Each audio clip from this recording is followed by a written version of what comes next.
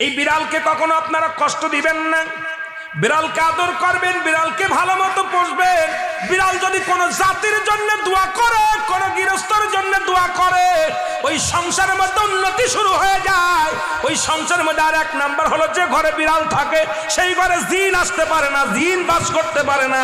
আর একটা ঘোষণা শুনে নেন, নবীজি বলে গেছেন, যে ঘরের মধ্যে বিড়াল ছানা বাস করে ওই ঘরের মধ্যে জিন জাতি প্রবেশ করতে পারে না। তাহলে ছোট ছোট মাসুম বাচ্চাগুলো যে ঘরের মধ্যে থাকে, মুসলমান অনেক সময় জিনের আশ্রয় পড়ে যায়, অনেক সময় জিনে আসর করে, ওই ঘরের মধ্যে জিনে আসর করে।